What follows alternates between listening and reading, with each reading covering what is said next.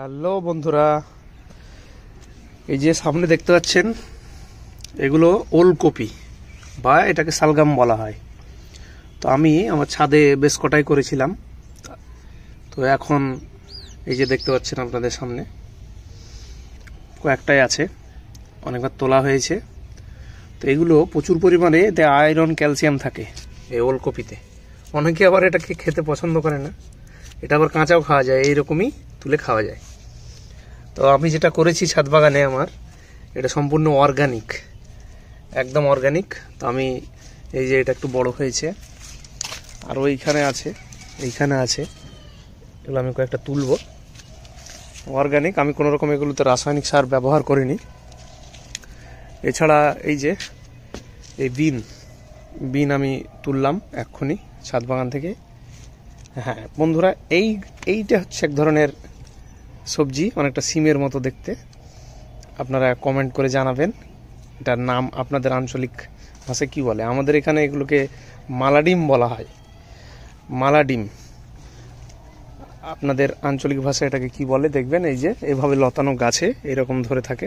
আমি আমার ছাদ বাগানে সবসময় চেষ্টা করি সব কিছু অর্গানিক করার। এই যে এগুলো হচ্ছে বিন গাছ, এই বিন গাছ থেকে আমি এক্ষুনি বিনগুলো তুলে নিলাম একটু আগেই।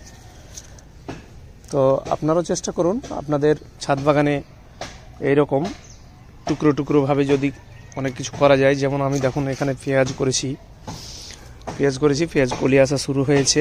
এগুলো এখানে মূলো ছিল, এখানে যেমন কিছুটা রসুন করেছি, এখানে পেয়ারা গাছ আছে, এটা মৌসম্বি গাছ, তার নিচে এভাবে এটা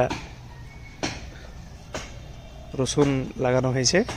এটা অনেকটা ইন্টার কালচারের মধ্যে পড়ে, মানে যখন আপনি একটা চাষ করতে করতে তার সঙ্গে আরও কিছু করবেন তখন সেটাকে ইন্টার কালচার বলা হবে। এই যে আমার পিটুনিয়া কিছুটা হয়েছে, এগুলো দেখুন গ্রো ব্যাগে বিট করেছি, বিট। এই যে বিট খুব ঝোপালো ছিল, বড় বড় পাতাগুলো আমি এখানে কেটে দিয়েছি।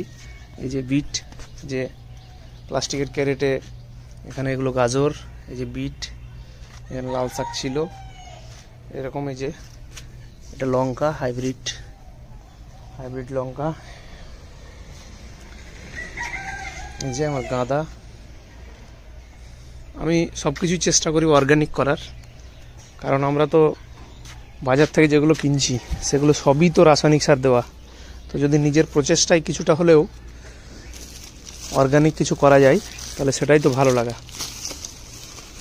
এই যে এখানে দুটো পেয়ারা আছে, এটাতে পেয়ারা আছে,